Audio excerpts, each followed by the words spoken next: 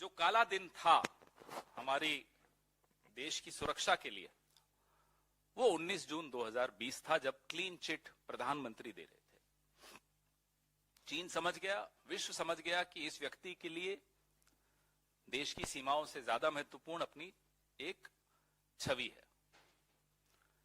तो सबसे बड़ा फेलियर तब होता है जब डिप्लोमेसी में, जब आपकी कमजोरी दुश्मन को समझ में आ जाती है, और आपने तो खुलकर अपनी कमजोरी दुश्मन के सामने रख दी। मैं आपको एक उदाहरण देता हूं। जब 2014 में मोदी जी पहली बार प्रधानमंत्री बने, तो चीन का मुखपत्र ग्लोबल टाइम्स लिखता है कि मोदी जी का काम करने का तरीका और सोच चीन के बहुत नजदीक है, हम उनके साथ काम करने में बहुत सहज महसूस करते हैं। As a right winger in Indian politics, Modi is more likely to become India's Nixon, who will further propel the India-China relationship. ये जो अप्रूवल सीकिंग की जो आदत है ना, अंग्रेजी में तो इसको अप्रूवल सीकिंग कहते हैं, मोदी जी की जो ये कमजोरी दुश्मन देश के हाथ में आ गई है कि साहब इनकी तारीफ कर दो तो ये बिछ जाएंगे आपके लिए। ये सबसे बड़ी हमारी डिप्लोमेटिक फेलियर है। You allowed the Chinese to understand your weakness. You should have left diplomacy to diplomats. You should have left foreign policy to the foreign minister.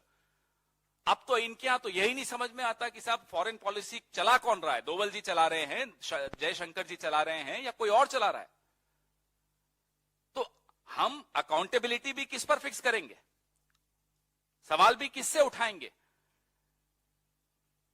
तो डिप्लोमेटिक फेलियर मैं नहीं समझता, जैसा कि मेरे कुलीग ने बड़ा सही कहा, न हम इस पे रक्षा मंत्री पर सवाल उठा सकते हैं, न विदेश मंत्री पर सवाल उठा सकते हैं, न ही शायद डोवल जी पर उठा सकते हैं।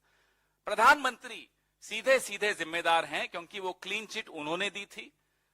और जब पेंटागन ने वो 101 मकानों के गांव की बात बताई कि अरुणाचल प्रदेश में अपर संजागिरी डिस्ट्रिक्ट में झील के किनारे पे एक गांव बसा दिया है, और हमने जब सवाल यहीं इसी मंच से उठाया तो हमें कहा गया कि अरे साहब ये तो नेहरू जी के वक्त से विवादित है।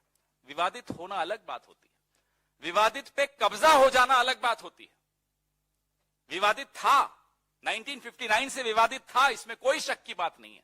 लेकिन उसके बाद जितनी ट्रीटीज हुई हैं, उन ट्रीटीज में यह स्पष्ट कहा गया था कि दोनों तरफ में से कोई भी उस स्टेटस को नहीं डिस्टर्ब करेंगे, यथास्थिति को नहीं चेंज करेंगे, परिवर्तित नहीं करेंगे। चीन ने न केवल यथास्थिति को परिवर्तित किया, वहां आकर एक गांव बसा दिया। और आप चीन को जवाब देने की जगह हमें जवाब दे रहे हैं। हम कह रहे हैं साहब चीन का मुकाबला करो, आप हमारा मुकाबला करने आ रहे हैं। यह बीमारी है। This is the diplomatic failure which we are talking about.